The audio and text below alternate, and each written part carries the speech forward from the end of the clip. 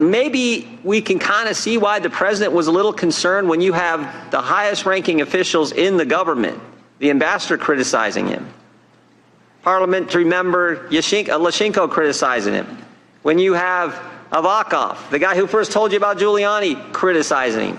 All this going on, and when you couple that with the concerns he has about corruption, the concerns he has about Europe not doing enough, the concerns he has about reluctance to send in the hard-earned tax dollars to any country, Jordan, frankly. I have indulged you with extra time, but I appreciate it. My indulgence is wearing out. I appreciate it.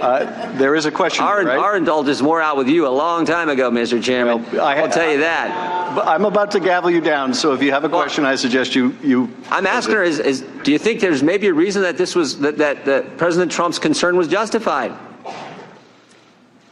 You know, I can't speak for the president on this, but what I would say is.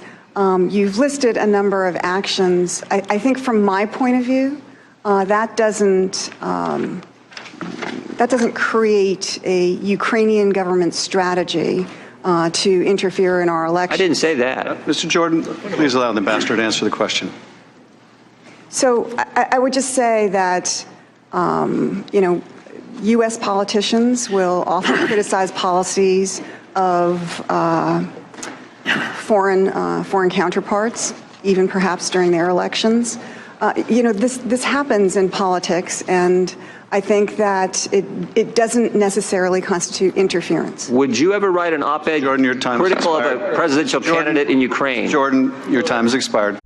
Think about what this entire impeachment narrative was built on.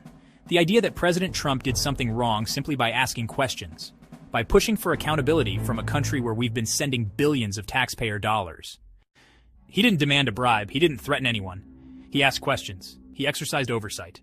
And for that, they impeached him? That's why Schiff had to jump in and gavel Jordan down. Because Jordan was laying out a case that was uncomfortable. A case that challenged the official storyline that Democrats spent months trying to protect. Schiff didn't want the American people hearing the full truth, unfiltered, without the Democrat spin. This is what we can observe, a two-tiered system of justice. One set of rules for Trump and his allies, and another for everyone else. Honestly, this is just how the game is played in Washington, D.C. The left doesn't want a conversation, they want a monologue. They don't want debate, they want control. But thank God for guys like Jim Jordan who refuse to be silenced, who keep fighting, even when the deck is stacked against them. If you agree, hit that like button, share this video, and don't forget to subscribe. Thanks for watching.